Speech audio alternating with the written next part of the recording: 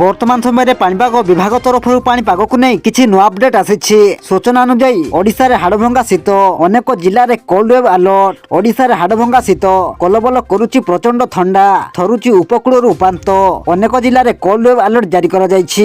রাজ্যের এবে প্রবল শীতর লহরি জারি রয়েছে। অনেক স্থাନରେ পারদ বহু তড়কু খসিছি। শীত পাই ভারতীয় পাণিপাগ বিভাগ অনেক জেলা লাগি সতর্ক সূচনা জারি করেছি। তেবে আসন্তু পাণিপাগর বিস্তৃত খবর উপরে নজর পকাইবা, কিন্তু তা পূর্বরু ভিডিও को गोटे लाइक करंतु एवं भिडियोटी को आपण मानक सांगसाथी मानकु बहु मात्रा रे शेयर करंतु। जदि आम चैनल रे आपण प्रथम थर भिडियो देखुछंती ताहले एबे ही चैनल को सब्सक्राइब करी पाखरे थिबा बेल आइकन को प्रेस करी ऑल नोटिफिकेशन को ऑन कर रखंतु, जहा द्वारा आगो को पाणीपाग संबंधी लेटेस्ट अपडेट आपण माने सर्वप्रथमे आम चैनल माध्यम रे पाई परिबे। पाणीपाग विभाग पक्षरु प्रकाशित रिपोर्ट अनुसार राजधानी भुवनेश्वर रे असह्य ठंडा। सकाळ 5:30 रे 10 डिग्री छुईला राजधानी पारद। आज राजधानी तापमात्रा 10.2 डिग्री रेकर्ड होईछि।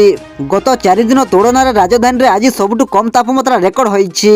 मयूरभंज जिलार सिमिलीपाड़ अभयारण्य रे तापमात्रा 0 डिग्री को खसिछि, जहा राज्यर सबुठारु कम। सेहिपरि झारसुगुड़ा रे आज 6.2 डिग्री तापमात्रा रहिथिबा बेले राजधानी भुवनेश्वर रे मध्य पारद 10.2 डिग्री सेल्सियस को खसिछि। जगतसिंहपुर, कटक, बालेश्वर, खर्दा, अनुगुल, केन्दुझर, ढेंकानाल, सुंदरगढ़, कलाहांडी, कंधमाल, सोनपुर, नवरंगपुर एवं कोरापुट भली जिले शीतर लहरी अधिक अनुभूत होउछि।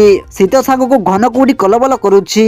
नयगढ़, बौद्ध, कटक और पश्चिम ओडिशार प्रबल कुहुडी जोगु गाड़ी चलाचल रे समस्या देखा जाइछि। आगामी किछि दिन पई अनेक स्थान रे येलो वार्निंग जारी करा जाइछि। जनवरी मध्यभाग पूर्वरु शीत कमिबार संभावना कम।